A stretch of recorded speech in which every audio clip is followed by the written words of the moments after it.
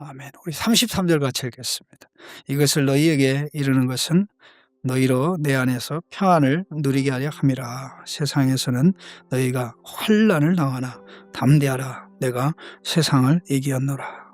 세상에서 어떤 일을 당합니까? 어려움을 당합니다. 그 세상에서 그들에게 괴로움을 가져다 주는 자는 누굽니까? 단지 안 믿는 자들이 아니라 하나님을 잘 믿는 자들이라고 생각하는 자들이 그들을 더 괴롭혀요.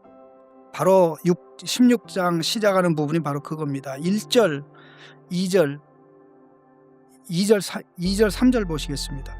사람들이 너희를 출교할 뿐 아니라 때가 이르면 물은 너희를 죽이는 자가 생각하기를 이것이 하나님을 섬기는 일이라 하리라. 그들이 이런 일을 할 것은 아버지와 나를 알지 못함이라. 제자들을 출교시키고 심지어는 그 일부를 죽여요. 그런데 그게 하나님을 섬기는 거라. 그러니까 사실 이 극단적 이슬람이 이게 자살 테러를 하면서 알라를 섬기는 방식이라고 그러잖아요. 예? 알라는 그런 섬김을 받아준다 그러잖아요. 그런 것이 이슬람교회만이고 아니라 예수님 당시에 유대교에도 있었습니다. 우리는 공식적으로 나사렛 사람 예수를 다윗 자손 그리스도로 인정하지 않는다. 누구든지 인정하면 해당에 나오지 마라. 해당에 나오면 출교시킨다.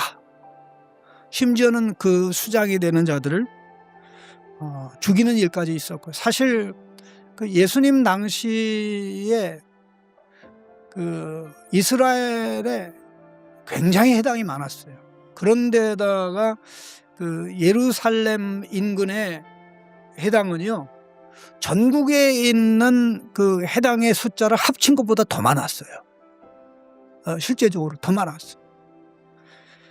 그러니 사실 예수를 믿는다고 공적으로 인정해 버리면 그들이 설 것이 없는 그런 상황이 발생하는데, 사도행전의 내용이 그런 내용 아닙니까? 왜 바울이라는 사람이 나사렛 예수를 믿는 사도들 또 성도들을 괴롭혔습니까? 이게 유대교를 파괴하는 것이고, 유대교를 파괴하는 것은 하나님이 모세를 통해 주신 종교를, 신앙을 파괴하는 것이기 때문에 그들을 죽이는 것이 하나님을 섬기는 거다. 이스라엘 백성이 우상 숭배하고 그럴 때 비느하스가 칼을 차고 들어가서 범죄한 사람들을 처단하듯이 그렇게 처단하는 게 예배다라고 봤던 거예요. 그러니까 이런 상황에 정말 바른 신앙을 가지면 어려움을 당할 수밖에 없죠. 그러나 그럼에도 불구하고 우리가 두려워하지 않을 것은 예수님의 십자가 부활로 말미암아 엄청난 변화가, 엄청난 복이 우리에게 주어지기 때문입니다. 이 조금이 엄청난 차이로, 조금 있으면 너희가 나를 다시 보지 못하겠고, 조금 있으면 너희가 보리라. 조금 있으면 못 봐. 조금 있으면 봐. 조금 있으면 못 보게 될 때 너희들 근심할 거야. 그러나 조금 있으면 너희가 나를 보게 될 때 기분이 째질 거야. 째질 거야. 그런데 이 조금의 차이가 어마어마한 하늘과 땅 차이입니다.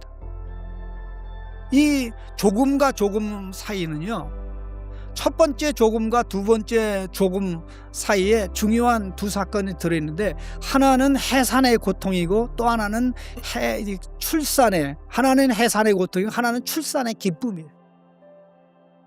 해산의 고통 십자가입니다. 출산의 기쁨 예수님의 부활입니다. 해산의 고통, 이 출산의 기쁨.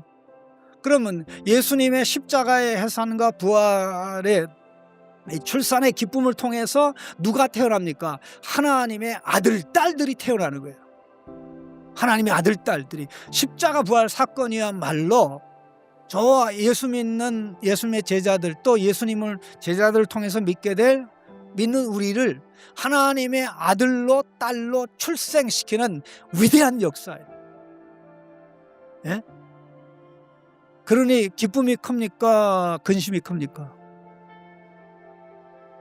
근심은 짧고 기쁨은 환난 속에서도 계속 끝까지 갈 수 있는 것이죠. 예수님의 십자가와 부활이 이와 같은 것입니다. 그런데 아직도 예수님의 십자가 부활 이전 시대인 것처럼 살아가는 성도가 있을 수가 있습니다. 그러니까 예수님의 십자가 부활이 나의 경험 속에서, 나의 체험 속에 있지 않는다면 역사적으로 이미 이루어진 그 십자가 부활의 복이 나와는 상관없는, 경험적으로는 그야말로 십자가 이전, 부활 이전이 되고 마는 것이죠. 그렇다면 세상의 어떤 것도 감당할 수 없는 거죠. 예수님의 해산의 고통과 출산의 기쁨, 해산의 고통이 있기 때문에 출산의 기쁨이 있는데, 그 예수님의 해산과 십자가의 출산을, 부활의 출산을 통해서 태어난 자는 우리다. 바로 그게 중생의 기초이고, 그 중생의 기초가 십자가 부활 사건으로 이루어졌기 때문에 그 복음을 전해 듣는 우리가 성령의 역사로 예수 믿을 수 있도록 하나님의 아들로, 하나님의 딸로 중생하는 겁니다. 그렇게 중생해서 우리가 본능적으로 예수를 믿는 거죠. 본능적으로 예수 믿는 것이 불가능했던 자들이 복음의 말씀을 듣고 성령의 역사로 중생해서 예수를 믿는 겁니다. 환난이 와도 핍박이 와도 어느 누구도 우리를 예수 못 믿게 만들지 못합니다. 십자가 부활에 뿌리를 둔 것이 아니고, 내가 감정적으로, 내가 사회적 흐름에 따라서 이 시대의 흐름이 예수 믿는 거니까 나도 이 분위기에 휩싸여서 예수 믿어야겠구나, 이런 거라면 언제든지 등 돌리고 교회 떠날 수 있습니다. 예수님의 말씀 받아들이지 못하고 많은 제자들이 예수님을 떠나갔던 것처럼, 어쩌면 이 시대에 코로나로 말미암아 많은 사람들이 교회 떠났습니다. 거의 한 30% 정도 교회를 떠났다고 그래요. 근데 앞으로 더 떠날 수도 있습니다. 더 떠날 수도 있어요. 그러나 나는